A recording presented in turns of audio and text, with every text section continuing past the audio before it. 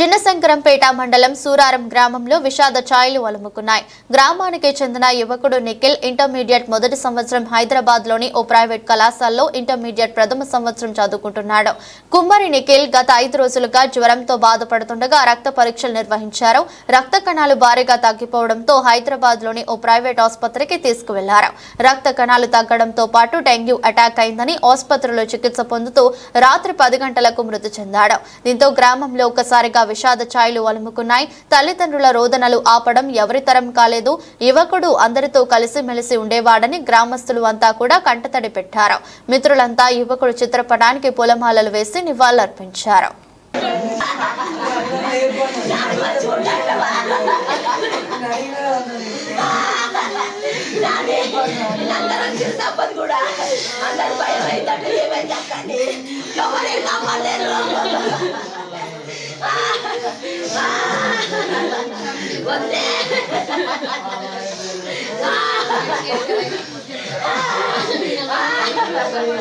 ఆటిలో చిల్లో బేట కూడా చిల్లో బేట ఆటి మంచి మాట్లాడతారంటగా బేట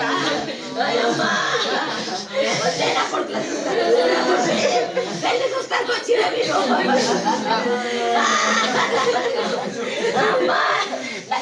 మా బాల్యమిత్రుడు కుమ్మరి వెంకటేశం గారి కుమారుడు గత 5 రోజుల క్రితం అనారోగ్యానికి గురై అస్వస్థ గురైతే మెరుగైన వైద్యం కోసం హైదరాబాద్ హాస్పిటల్ తీసుకెళ్ళినాం.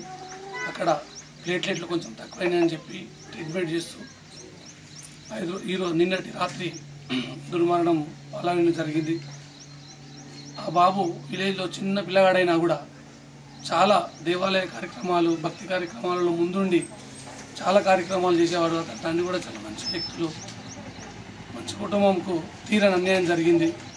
ఆ భగవంతుడు వారికి మనోధైర్యం ప్రసాదించాలని మా అందరి తరఫున గ్రామం తరఫున వారికి కోరుకుంటున్నాం.